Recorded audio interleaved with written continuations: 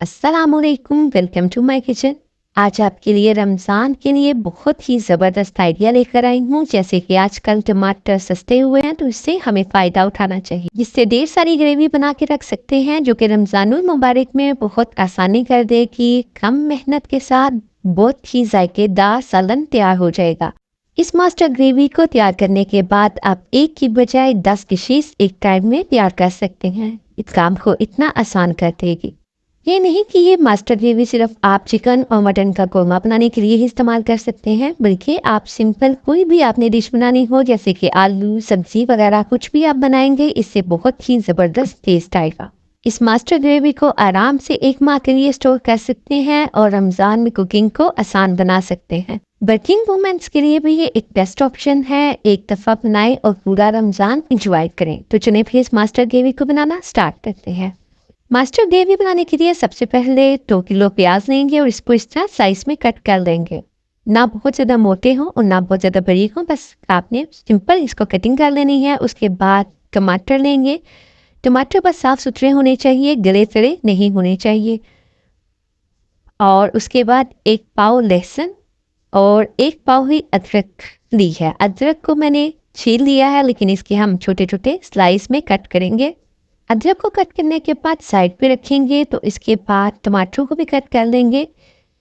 Simple टमाटरों का head remove करेंगे और इसे स्लाइस में कट कर लेंगे। रफली कट करने के बाद तमाम चीज़ों को रेडी करके रख लेंगे ताकि हमारे लिए ग्रेवी बनाना हो जाए बहुत ही आसान। और यहाँ पे आप देख सकते हैं हर चीज़ रेडी है। प्याज को भी कट कर लिया है, टमाटर भी कट हो चुके हैं, लहसुन अदरक को पहले ही छील लिया था। और यहाँ पे तकरीबन 8 पाव यानी कि 250 ग्राम हरी मिर्चें भी ली। तमाम चीज़ों को अच्छे से धोने के बाद रख लिया है। अब हमें कढ़ाई चाहिए। कढ़ाई में 1/2 kg नाशपाती घी शामिल करेंगे। आप चाहें तो घी की जगह ऑयल का भी इस्तेमाल कर सकते हैं, लेकिन हम ग्रेवी ज़्यादा तादाद में बना रहे हैं तो इसलिए यहाँ पे 1/2 kg ही ऑयल या घी शामिल करेंगे। घी को मीडियम फ्लेम पर गर्म कर लेंगे। जब हल्का सा गर्म हो जाएगा तो इसमें खड़े मसाले ऐड करेंगे, जिसमें 4 तेज़पात, 3 से 4 दालचीनी के टुकड़े और 3 अदद मोटी इलायची, 1 टेबलस्पून भर के काली मिर्च ऐड करेंगे और 2 टेबलस्पून जीरे का ऐड करेंगे। और मीडियम फ्लेम पे इसे ऑयल में 30 सेकंड के लिए कड़कड़ा लेंगे ताकि इन तमाम चीज़ों का फ्लेवर ऑयल में शामिल हो जाए। इसके बाद लहसुन और अदरक जो हमने बारीक कट करके रखा था वो शामिल कर देंगे। मसलसल चम्मच चलाते हुए 3 से 4 मिनट मीडियम फ्लेम पर फ्राई करेंगे, या जब तक फ्राई करें जब तक इसका कलर लाइट गोल्डन नहीं हो जाता। और यहाँ पे इसका कलर लाइट गोल्डन हो चुका है तो आंच बिल्कुल लो कर देंगे। और अब इसमें 1/2 टीस्पून अजवाइन और 2 टेबलस्पून कलवंजी का शामिल करना है। ये दोनों चीज़ें आपने ज़रूर शामिल करनी है क्योंकि ये सेहत के लिए बहुत मुफीद है। आंच को मीडियम टू लो रखते हुए यहाँ पे दोनों चीज़ों को फ्राई कर लेंगे।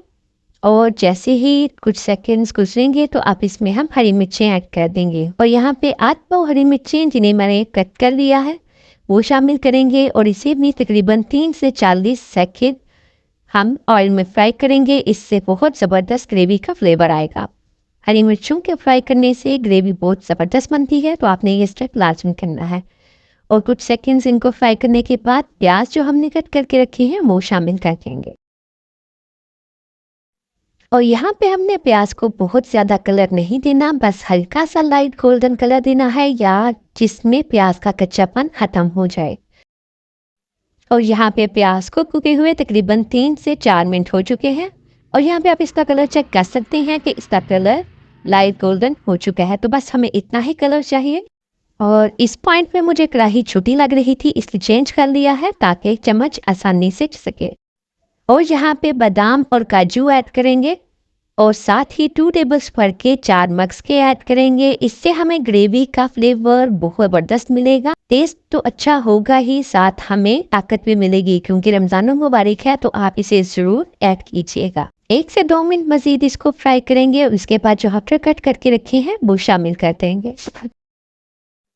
टमाटरों को मिक्स करेंगे।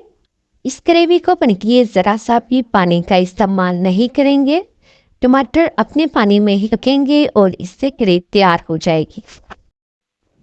टमाटरों को मिक्स करने के बाद अब इसमें नमक शामिल करेंगे। 2 खाने के बड़े चम्मच मैंने भर के नमक शामिल किए हैं। अभी कोई मसाला भी इसमें मज़ीद ऐड नहीं करेंगे। नमक को मिक्स करेंगे और कढ़ाई को कवर कर देंगे मीडियम टू लो फ्लेम पे, ताकि टमाटर और प्याज अच्छे से गल जाएं। यहाँ पे टमाटर को पकते हुए 20 से 25 मिनट हो चुके हैं और यहाँ पे आप देख सकते हैं टमाटर ने अपना पानी छोड़ दिया है। हमने इसमें थोड़ा सा भी पानी ऐड नहीं किया था और टमाटर और प्याज बहुत अच्छे से गल चुके हैं। तो बस इस पॉइंट पे आप आंच बंद कर दें और अगर आपने ब्लेंडर जग का इस्तेमाल करना हो तो ग्रेवी को पूरी तरह ठंडा करें और उसके बाद ब्लेंडर जग में ग्राइंड कर लें। लेकिन यहाँ पे मैं इलेक्ट्रिक मदानी का इस्तेमाल कर रही हूँ तो इसमें ग्रेवी को ठंडा करने की ज़रूरत नहीं है। तो बस मैं इसको ब्लेंड कर लूँगी। तमाम चीज़ों को बहुत अच्छे से ब्लेंड करेंगे ताकि एक स्मूथ सी प्यूरी हमारे पास बनकर रेडी हो। आप इलेक्ट्रिक मदानी का इस्तेमाल करें या जूसर ब्लेंडर का इस्तेमाल करें, तमाम चीज़ें बहुत अच्छे से यकजान हो जाएंगी। ब्लेंड करने के बाद ये कुछ इस तरह की होगी। तो बस इसे बहुत अच्छे से ब्लेंड करना है ताकि एक स्मूथ और सिल्की सी प्यूरी हमारे पास रेडी हो। अब इसको मज़ीद फ्लेवरफुल बनाने के लिए चंद मसाले ऐड करेंगे, जिसमें 2 टेबलस्पून भर के सूखा धनिया शामिल करेंगे, लेकिन कुटा हुआ आपने शामिल करना है, यानी दरदरा सा। और इसके बाद 1.5 टेबलस्पून पेपरिका पाउडर कलर के लिए इस्तेमाल करना है। 1.5 टेबलस्पून हरा मिर्च का शामिल करेंगे और 2 टेबलस्पून भर के हल्दी का शामिल करेंगे। इस ग्रेवी में हमने सुरख मिर्च का इस्तेमाल नहीं किया। तो जब भी आपने कोई सब्जी, दाल या चिकन, मटन बनाना हो अपनी मर्जी से उस वक्त ऐड कर लें। तमाम मसालों को अच्छे से मिक्स करेंगे और मिक्स करने के बाद यहाँ पे आपको नज़र आ रहा होगा कि ग्रेवी पक रही है। इस वक्त आंच मीडियम टू लो है, लेकिन हमने इसको मज़ीद कुक करना है ताकि ऑयल अलग हो जाए। तो यहाँ पे इसको कवर करके पकाएं ताकि छींटे आपका हाथ ना जलाएं। लेकिन आपने ग्रेवी को कवर करके ऐसे छोड़ नहीं देना, थोड़ी थोड़ी देर बाद चम्मच चलाएं ताकि ग्रेवी नीचे लगे नहीं। आंच इस वक्त बहुत लो है, लेकिन बहुत एहतियात के साथ, अगर थोड़ी सी भी लग गई तो सारा टेस्ट खराब हो जाएगा।